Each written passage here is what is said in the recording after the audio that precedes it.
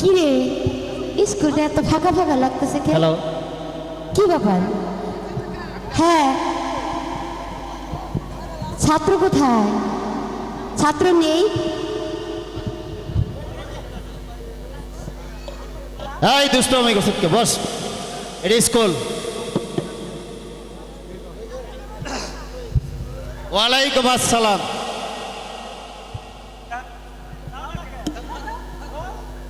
Hello,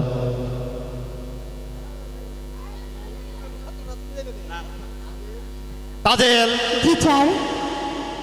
তুমি পড়া শিখেছো? না স্যার, আমার পড়া হয়নি। তুমি পড়া শিখবে কেন?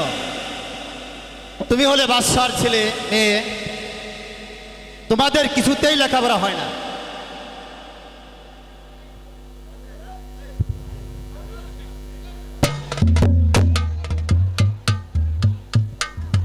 হ্যালো হ্যালো,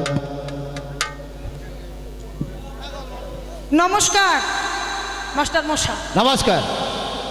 কেমন আছেন? ভালো আছি। আমার বাবা রহিমকে আপনার স্কুলে ভর্তি করতে এসেছে। বেশ, এ তো আনন্দের কথা। ভর্তি ফিস এবং মাসিক বেতন কত? কত দিতে হবে? 20 টাকা। মাত্র 20 টাকা? আর মাসিক বেতন 50 টাকা। এই এনা অনেক হয়ে গেল। সর্বমোট 70 টাকা। ওরে বাবা রে বাবা, 70 টাকা? মাসিমা, এটা দিয়ে দিলেই হবে। হ্যাঁ, এটা দিয়ে দিলেই হবে। দেবো কোথা থেকে? যেখান থেকে হোক দিতে হবে। আচ্ছা ঠিক আছে, তোমার বাবাকে বলো আমাকে নতুন একটা চাকরি দিতে। ঠিক আছে, বলে দেবো। বাবা আমার বাবাকে লেখাপড়া করো। বলবো। মাস্টার মহাশয়, ওকে একটু দেখে রাখবেন। ঠিক আছে, নমস্কার। নমস্কার। রহিম, তুমি সামনে আসো।